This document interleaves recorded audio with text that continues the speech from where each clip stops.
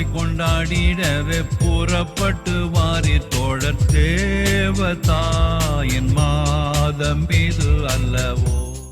மே மாதம் வணக்க மாதத்தின் 12வது மன்றாட்டு மாலை.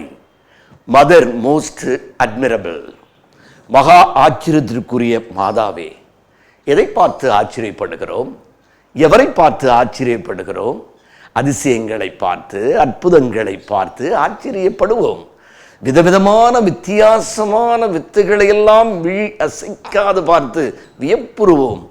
மனித இதயங்களில் எல்லோராலும் ஏற்றுக்கொள்ளப்பட்ட 7 அதிசயங்கள் எண்ணிக்கையில் இருப்பதாக அறிகிறோம், ஆச்சரியப்படுகிறோம்.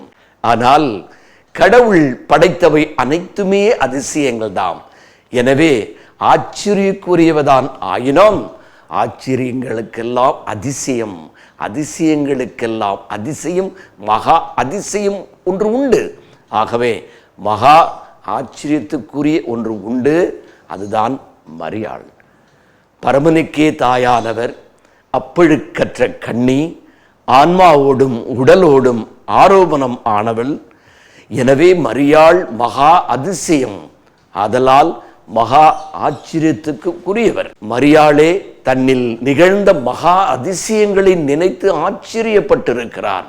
என் ஆன்மா ஆண்டவரை நினைத்து களி கூறுகின்றது, ஏனெனில் அரும் செயல்களை செய்தார் என்றுரைத்தார்.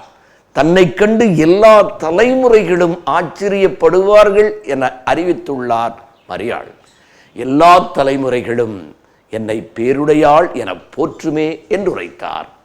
ஆகவே தான் மகா அதிசயமான மரியாவை பார்த்து, மகா ஆச்சரியத்துக்குரிய மாதாவே எங்களுக்காக வேண்டிக்கொள்ளும் என்று ஜெபிக்கிறோம்.